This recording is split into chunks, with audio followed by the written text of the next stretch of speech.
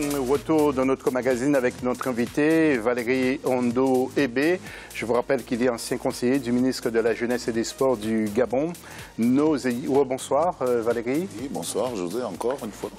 Oui, nous avons nos éditorialistes Bilal Nedman et puis bien sûr Roger Itoto, le grand Roger qui est avec nous encore une fois. La question de l'FC qui remportera selon vous la Ligue des Champions et la Coupe de la Confédération. Vos réactions sur Facebook, Africa24 ou Twitter avec le hashtag Africa24.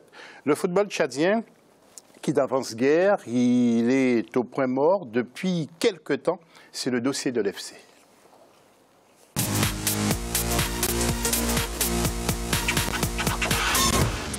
Alors, malgré plusieurs projets soutenus par les instances internationales et les autorités du pays, le football tchadien peine à prendre son envol. Selon les observateurs, la discipline souffre de plusieurs problèmes qui freinent son développement aux grandes dames des supporters tchadiens. Reportage Mohamed Rabdan et commentaire d'Idlet Mirabel Bissou. Regardez.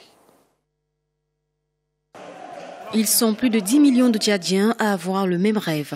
Voir leur équipe nationale de football participer un jour à une phase finale d'une grande compétition comme la Coupe d'Afrique des Nations de football. Mais pour des raisons sportives ou administratives, les SAO du Tchad n'ont jusqu'à présent connu que l'échec. Malgré plusieurs projets des instances internationales en faveur du football tchadien, la discipline peine encore à prendre son envol au pays de Toumaï. Le football tchadien, malgré les moyens qui sont mis par l'État à la disposition de cet sport, continue à chanceler. Notre football chancelle et cela est dû au fait à de nombreux problèmes. D'abord, le premier problème est le facteur humain. Ceux qui sont appelés à gérer le football ne veulent pas s'ouvrir aux autres, et en particulier aux techniciens. Pour certains observateurs, le football tchadien souffre non seulement des problèmes techniques, mais aussi de la mauvaise gestion des ressources humaines. Le ministère en charge des sports et la Fédération tchadienne de football peinent à s'entendre sur les projets de développement de ce sport le plus populaire dans le pays. Si seulement les gens suivaient les choses normalement, tout allait être bien. Mais l'organisation, le suivi, zéro. Ça ne marche pas. Alors c'est pourquoi j'ai dit que dans notre football, si ça ne marche pas, c'est l'organisation. Cependant, selon les experts, les solutions pour rehausser le niveau de football tchadien ne manquent pas. La formation de jeunes à la base et le renforcement de capacités des clubs permettront de donner un souffle nouveau au football tchadien. Une concertation nationale, tous les acteurs doivent être associés et surtout les techniciens. Il faut que l'État également s'assume en développant le football dans les différentes régions. Le développer comment? Il faut créer des écoles de football. Rappelons que le Tchad a bénéficié de 3 programmes Goal de FIFA, respectivement en 2002, 2006 et 2010, ont permis de construire en N'Djamena le centre technique de formation du pays. On rappelle, l'équipe tchadienne de football n'a jamais participé à une Coupe d'Afrique des Nations. Oui, Valérie, ce sont des choses qu'on ne verrait jamais au Gabon. Depuis 2011, le championnat est arrêté. On va voir d'ailleurs le tableau avec le tout dernier classement avant de vous retrouver, messieurs. C'est Foula Édifice qui était premier lors de cette journée, donc au 31 mai 2011, devant Tourbillon. Nous allons voir sur ce tableau, voilà, ce championnat qui s'est arrêté depuis 2011, 3e Renaissance. Ensuite, nous retrouvons les autres clubs. Et puis le dernier, c'était Guézère. Je disais que c'est une chose qu'on risque de ne pas voir au Gabon. Comment jugez-vous ça, Valérie? Effectivement, bon, vous savez, chaque pays a son lot de problèmes.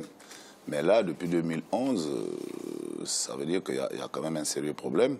Mais je pense que de manière générale, en Afrique, tous les pays sont confrontés au même problème. C'est-à-dire qu'il faut d'abord définir le rôle de chaque acteur. Le ministère, la fédération, les ligues, les clubs.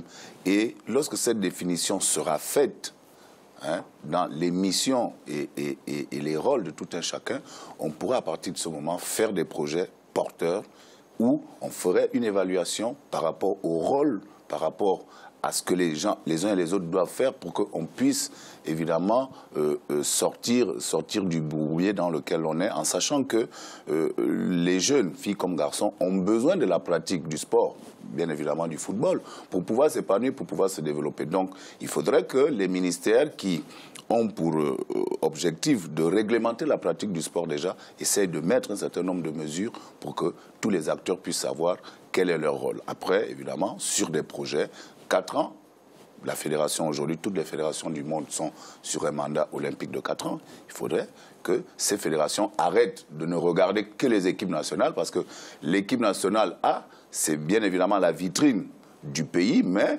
le développement du football passe par une mise en œuvre d'un véritable projet à travers le territoire, ce que beaucoup de fédérations ne font pas, et c'est dommage, et c'est pourquoi nous vivons ce genre de choses dans tous les pays africains. Oui, Bilal, on parle de problèmes financiers. Est-ce que vous vous êtes penché sur ce phénomène du Tchad? Qu'en savez-vous? Justement, José, le problème est assez récurrent sur certaines délégations africaines, malheureusement. On se doit de beaucoup plus... Oui, le Tchad, bien sûr, justement, sur le Tchad, on se doit beaucoup plus de travailler sur les formations. Place maintenant aux actes et non plus à la parole et à des mots. Ça fait trop longtemps qu'on se dit que oui, le Tchad doit évoluer, notamment sur le football féminin ou encore sur la jeunesse percutante que le Tchad arbore haut et fort. Mais maintenant, ça va être à eux de mettre en place réellement ces projets. Parce que jusqu'à aujourd'hui, il y a des projets, mais on dirait que les projets ne sont pas mis au vert. Oui. C'est des projets qui restent en attente à chaque fois. Roger, on dit que le football tchadien est dirigé par une bande de copains qui profitent plus de finances. Est-ce que vous avez des... Oui, j'ai entendu dire ça par rapport à certains joueurs. Et ça fait depuis longtemps que ce système est mis en place. Et certains joueurs, pour aller même venir faire les matchs avec l'équipe nationale, ils étaient obligés de payer leur billet. Soi-disant, ils devaient être remboursés. Ça s'est jamais fait. Et par la suite, il y a eu cette histoire qu'ils avaient un match, je pense, c'était en Égypte. Et tellement qu'ils étaient en retard, ils étaient obligés de s'habiller dans l'avion du joueur pour ce match-là. À quel point que ça démontre qu'il n'y a pas de sérieux, et c'est vraiment triste à voir ce qui est en train de se passer. Et malheureusement, là, je pense qu'ils ont été suspendus jusqu'en 2020, pas des matchs internationaux pour l'équipe tchadienne. Et là, le gouvernement, personne, bon, il n'y a rien, donc personne ne dit quoi que ce soit. Donc c'est normal ce qui est en train de se passer. Malheureusement, c'est les sportifs qui peinent par rapport à tout ce qui est en train de se passer tout autour de ce football tchadien. Voilà, on dit que les reprises officielles, justement, de cette sélection ne se fera pas avant 2020, voire même 2022 pour la Coupe du Monde, précisément de 2022. Alors, messieurs, nous allons regarder quelques images. Pour ceux qui ont vécu, justement, Valérie, je pense que vous serez touchés par ces images, ainsi que Roger Toto. C'est Jafet Ndoram, c'était avec l'équipe de Nantes, et c'était un match contre le Paris Saint-Germain, et puis les buts de Namateng Toko. Si on va voir Jafet avec ce superbe but, qui a trompé Bernard Lama, et puis tiens, Namateng Toko avec le Paris Saint-Germain, qui va marquer 3 buts en Coupe d'Europe, c'était contre Lokomotiv Sofia. Roger, c'est le garçon qui vous a marqué, regardez cette reprise de volée, oui, acrobatique. Je vais commencer par l'ancien Toko, un très grand joueur, un joueur imprévisible qui était capable de faire tout ce qu'il voulait avec un ballon. Et un joueur très attachant, bon, qui a fait énormément de clubs ici en France, surtout le Paris Saint-Germain. C'est ce joueur-là, il y a lui et puis un Jafet Ndoram, qu'on appelait la panthère. Il avait un style, une façon de courir avec cette aisance. Et voilà, deux grands joueurs tchadiens qui ont pu apporter leur connaissance à ce football de leur pays. Malheureusement, ne profitent chez soi à chaque fois que ce joueur-là, ils essaient d'y aller, ils retournent au pays parce que c'est leur pays. Mais les portes sont fermées, donc ils ont du mal à pouvoir faire quoi que ce soit, même des idées amenées pour que le football puisse aller de l'avant. Ils se heurtent toujours à un mur, donc malheureusement, par rapport à ces deux grands joueurs qui ne peuvent pas apporter un plus à leur pays. Oui, c'est un appel peut-être au secours de temps en temps que Jafet essaie de lancer. Il a essayé de faire quelque chose pour son football, mais il n'a pas réussi pour le football de son pays. Il y a son fils qui joue à Monaco. Que pensez-vous, vous, Valérie, de la situation? Bon, Namateng Toko, il n'a pas pu retourner là-bas, oui, malheureusement. Il est resté en Europe. Et puis Jafet Ndoram, lui, il est resté à Nantes. Et puis, bon, il suit un peu son fils qui évolue à Monaco, qui a d'ailleurs joué ce week-end, hein, on a vu. Oui, tout à fait. Bon, moi, j'ai connu Ndoram en 87. Vous avez joué l'un contre l'autre? Oui, oui, j'ai connu Ndoram en 87, parce qu'il y avait à cette époque-là une coupe sous-régionale que l'on appelait la Coupe de l'UDIAC. Et en 87, c'est le Tchad qui nous recevait. Donc les Sao, c'est le nom de leur équipe nationale. Et c'est à ce moment-là que nous avons fait connaissance. Et puis on a gardé de très bons rapports. Donc je sais également qu'il a sollicité les pouvoirs publics tchadiens pour pouvoir mettre en place un certain nombre de choses. Et malheureusement, comme Roger l'a dit, chez nous, généralement, on ne se comprend pas sur l'essentiel. Donc ça fait en sorte qu'il soit beaucoup plus réticent aujourd'hui à pouvoir participer à la réorganisation, à la restructuration du football tchadien. C'est bien dommage. C'est bien dommage. Et aujourd'hui, ils auraient pu, le Tchad notamment, de par les percées de Toko bien avant et de Ndoram après, créer véritablement une filière pour faire en sorte que les meilleurs joueurs tchadiens puissent y accéder.